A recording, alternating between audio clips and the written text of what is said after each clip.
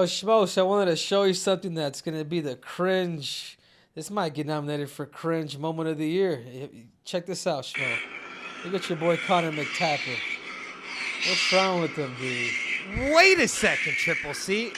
The Schmo doesn't want to see Conor McGregor, although that is pretty juicy. Come on, we only want to talk about him when he's got a fight book. But Triple C, show the Schmo the clip of you saying to Ali easy money and jinxing it for Kamaru Usman. That's the clip.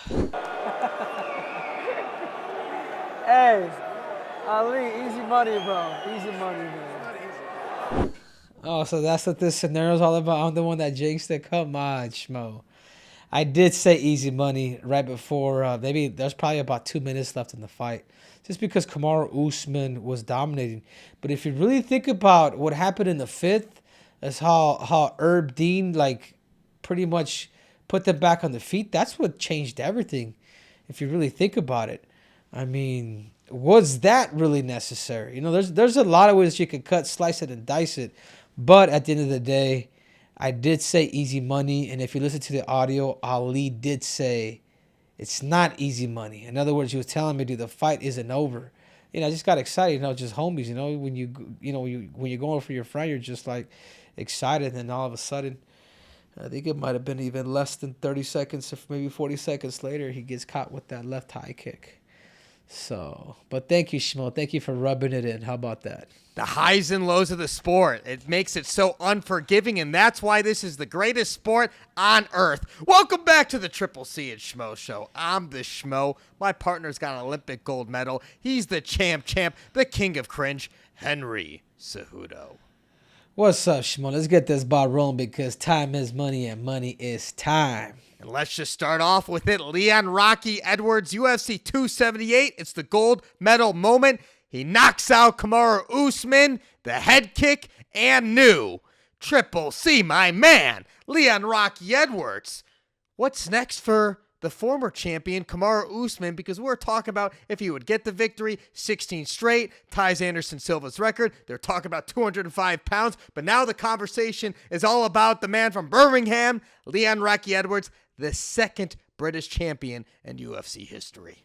What's next? I think it's a trilogy. It's only fair. They're 1-1. It was total domination by the former champ, who got caught with the left kick. I mean, call it what you want to call it, but Leon Rocky Edwards, he caught Kamaru Usman with that. I mean, that's all she wrote, dude. Like, it was unfortunate to go out like that. You know what I mean? Like, especially when you're dominant. But I'm going to have to go back and talk about Herb Dean. Why did he separate them in a championship fight? You know, he gave Leon an opportunity to come back and literally, you know, win that fight. Because if they stayed next to the cage, Leon wasn't going to do anything. Yeah, it was going to be boring. Yeah, people might have been walking out, but it doesn't matter, dude. Like, you know what I mean? Like, Kamaru Usman was on his way to make history. Well, it was interesting because there's a lot of fence grabbing in the fight, too. And at one point, Herb Dean, he sat him back down. They did the position over again.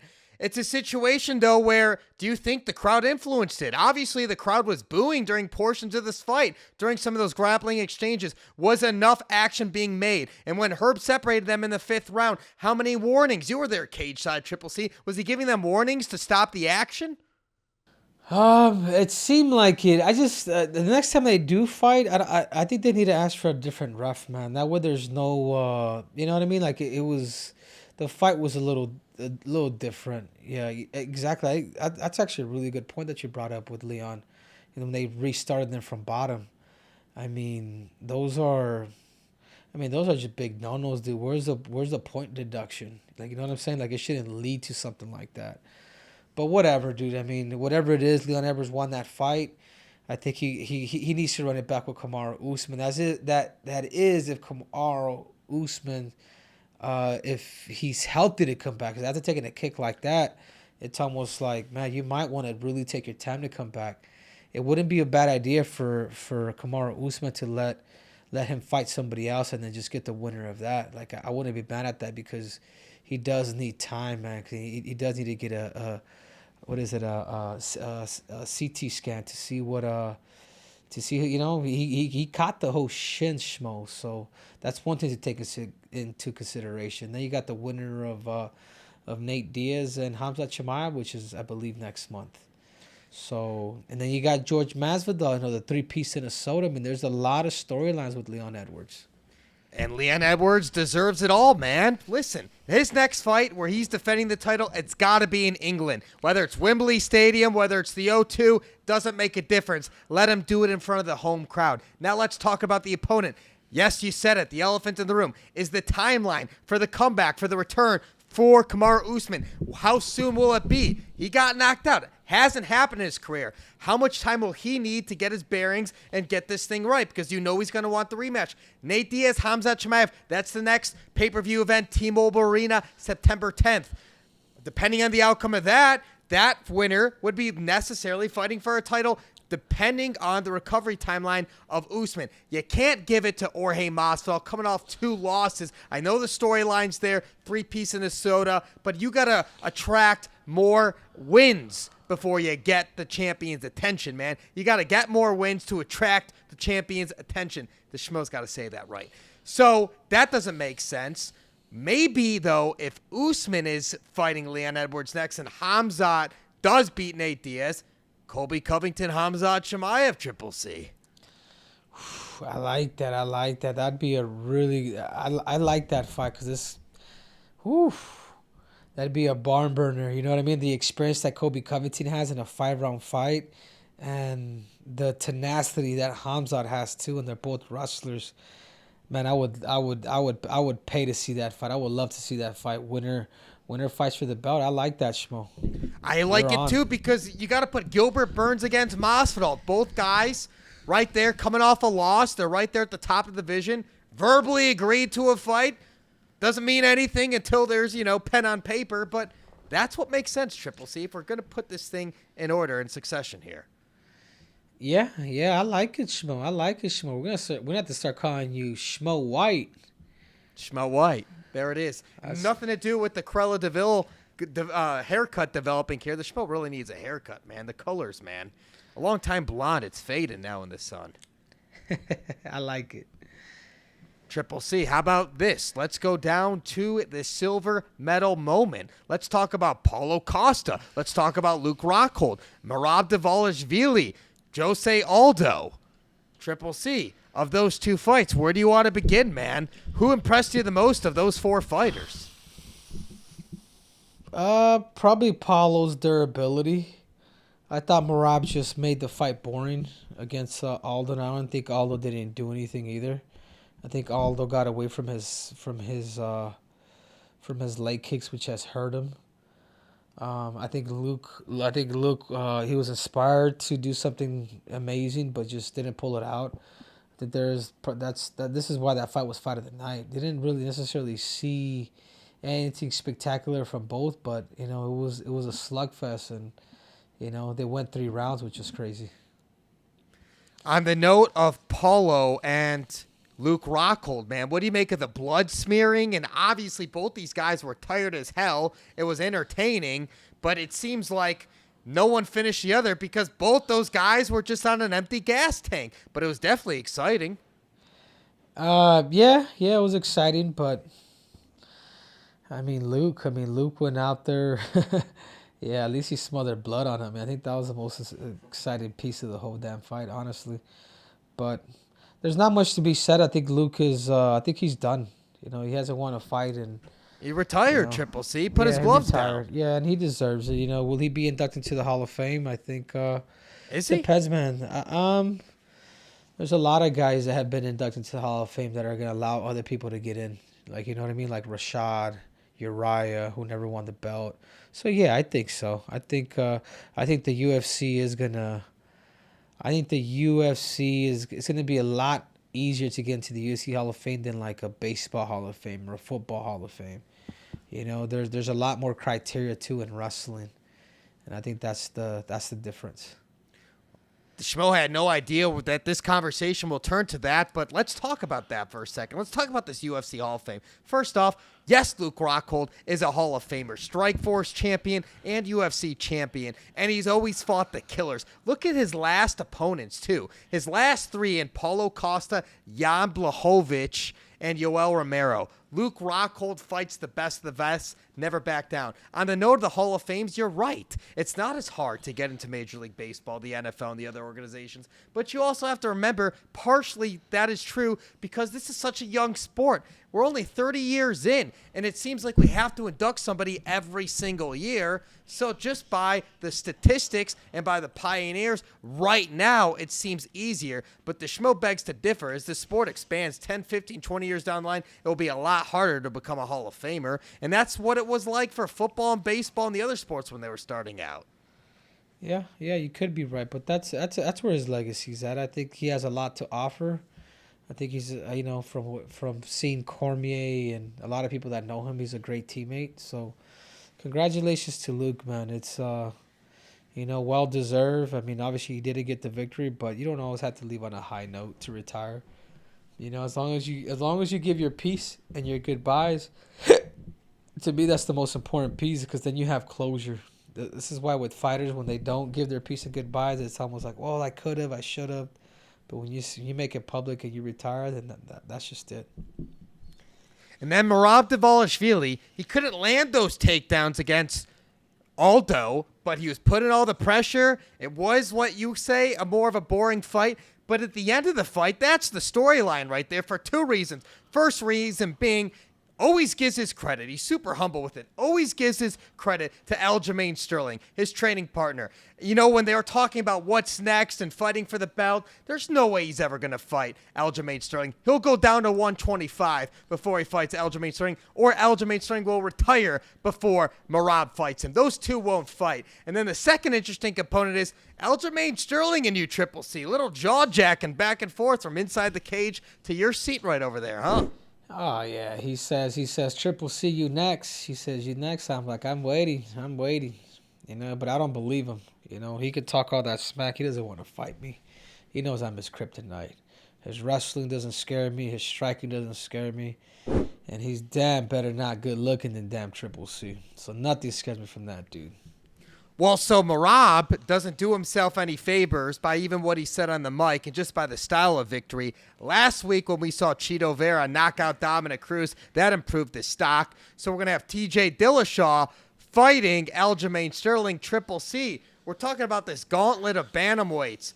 What does the title picture look like with you, including your name in the hat, now that this weekend is over, UFC 278? Oh, I'm waiting, man. I got to fight for gold, man. I ain't fighting no contenders. Nobody took my belt.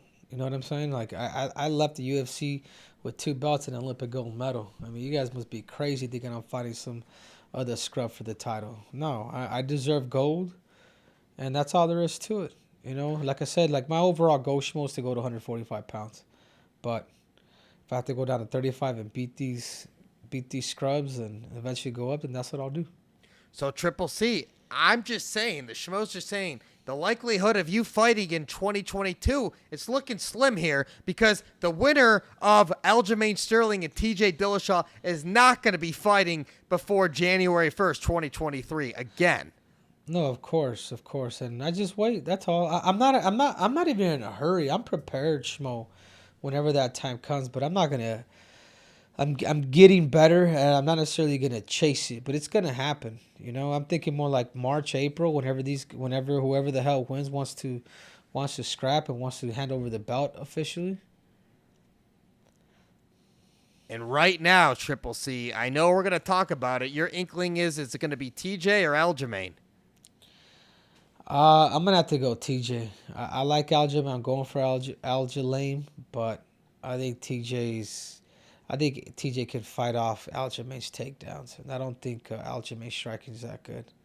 But I do think if he does beat TJ, it's gonna be with like a knee, or it's gonna be like with the blitz strike, because that's where Aljamain is pretty good. He'll throw things up the middle, which is crazy. All right, Triple C.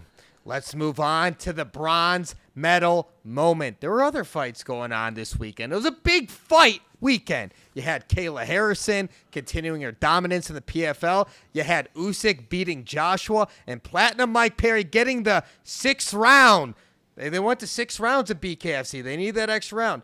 Victory over Michael Venom Page. Triple C of all those 3 names right here. pick the one that you like to talk about. What impressed you the most of those three getting their hand raised?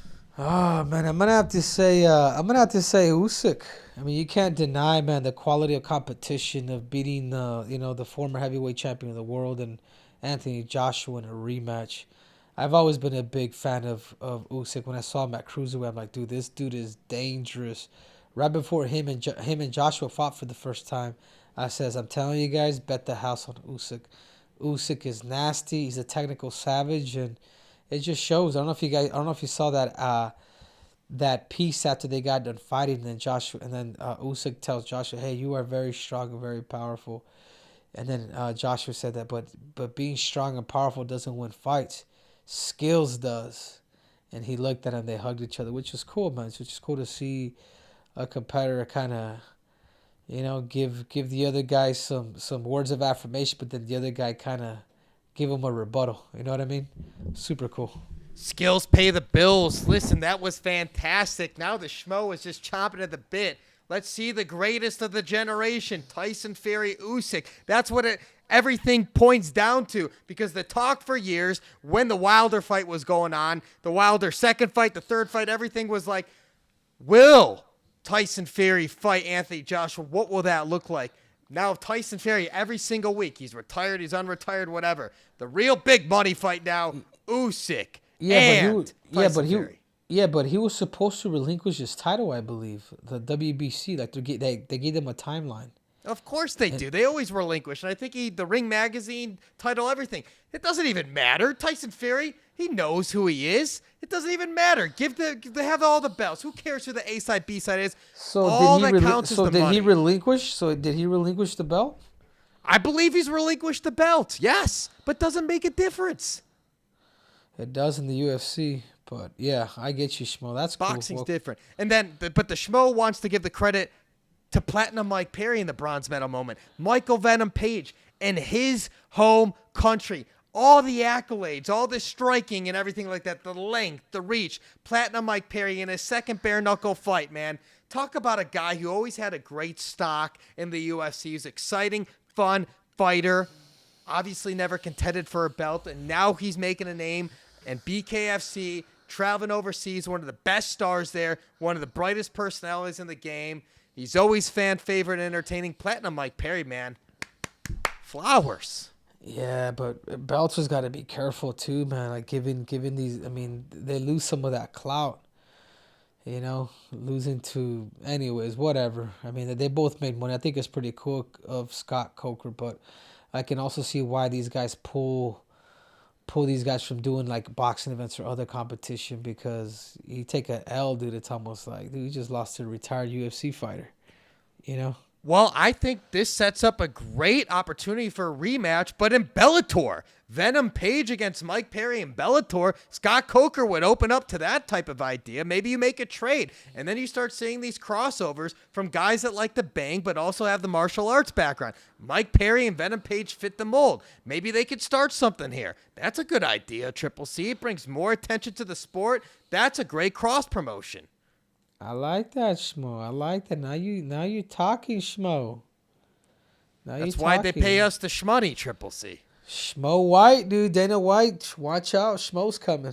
All right, Triple C. You got a speech coming up, man, don't you? It's another big fight coming up this upcoming weekend. Dun, dun, dun, dun. I haven't pulled this baby out of a minute, but for King's speech, I'm going for the boy Demetrius Mighty Mouse Johnson, who fights on August 26th. I believe it's this Saturday. And just excited for him, man. It's excited to see what he's learned out here in Arizona for the couple weeks, and also to see the champion in him, to be able to make that comeback. I think it's super, super awesome, the fact that he's fighting the same guy that knocked him out, and to get that back. He's got 5 rounds to do it, and we're gonna see how great Demetrius Johnson is. And it's a very similar situation to what your pal Kamaru Usman's going to have to do. Getting that fight opportunity against Leon Edwards, I guess technically be the third fight, but the second time with gold on the line. But hey, some lessons to be learned, man. Some parallels in the fight game. Different organizations. Yeah, no, of course, man. I think, It's awesome. It's awesome to be able to see both of these two top flyweights in the world, man, to come together and put on another show. And I think any time that Demetrius Johnson fights, it's like I feel like the world always knows. You know what I'm saying? I think he, even though he's not in the UFC, still like people know when he's fighting. Especially that fight with Rotang, it just showed the high level of skills that he has, and it was interesting. It opened a lot of people's eyes. Who the man that I was fighting against. Going toe to toe with the multiple time world champion and in his own sport in Muay Thai, and then getting the best of him, which is a trip. So I'm excited for Demetrius Johnson. I do believe you guys will hear and Demetrius Mighty Mouse Johnson will reign that title again. Of course, Triple C. When has the Schmo ever heard a fighter say he doesn't want a guy who he's beat, who's got all the accolades, to not continue to win and flourish? Because it only makes you continue to look good, huh? Yo, exactly. Exactly, Schmo. And with that said, what's your name? I am Triple C. I am the Schmo. We will deliver. Make sure you subscribe where you get your podcast and subscribe to the YouTube channel. We are